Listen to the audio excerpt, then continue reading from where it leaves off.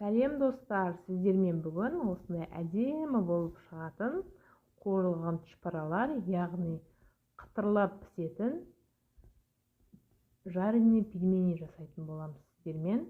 Ал менімен бірге болыңыздар. Бисмиллах деп бірінші сүтімізді, жылы сүтімізді, жылы суымызды, шым-шым тұзымызды салып, оның үстіне майымызды салып, жақсылап отырып араластырып алып, бір жұмыртқамызды жарып салатын боламыз. Оны да араластырып алатын боламыз. Жақсылап араластырып алу керек. Одан кейін ситадан өрілген ұнымызды 3-4 бөлікке салып, жұмсақ қамыр илейтін боламыз. Қатты қалың емес, жұмсақ емес, орташа қамыр илейміз. Достар, менің каналыма тіркелмеген болсаңыздар, тіркеліп, лайк, комментарий жазып кетіңіздер. Сіздердің пікірлеріңіз мен үшін өте маңызды. Осылай қамырымыз, дайын қамырымызды шетке алып қойып, начинкасына кірісеміз. Картоплымызды осылайына ортасынан бөліп алатын боламыз. Бізге тез пісу үшін сіздер осылай бөлмей бүтіндей пісірсеңіздер де болады. Осылайынан кесіп, бұны да су құйып газымызға жіберетін боламыз.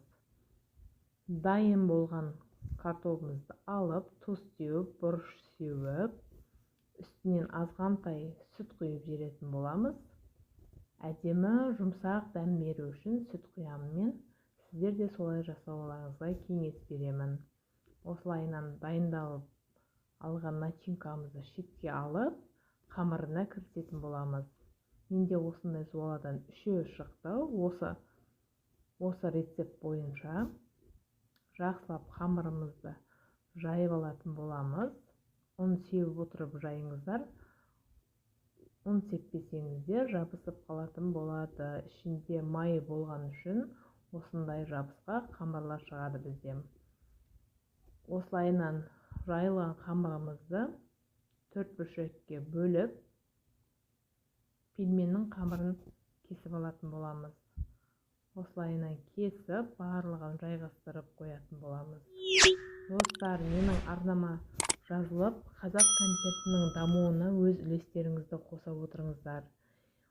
Бұдан кейін де осындай рецепттер шығаруға, сіздердің кәделеріңізге жарайтын рецепттер шығаруға барымды саламын. Осылайынан 4 бұрышты қылып кесіп алатын боламыз.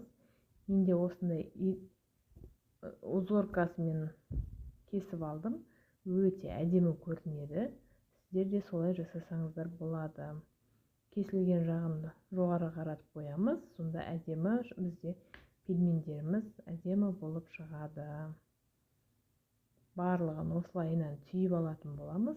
Қызып тұрған майымызға пәс алауда осылайынан екі бетін қызартып, пельменімізді пісіріп алатын боламыз.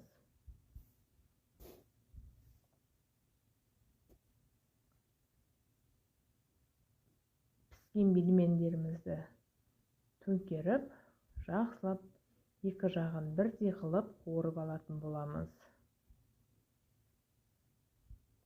Достар, менің каналыма тіркелмеген болсаңыздар, тіркеліп кетіңіздер. Сіздермен бұдан да жақсы рецепттермен бөлісетін боламын. Осылайынан ыстықтай балдарыңызға берсе, өте дәмді пельмендер дайын болады.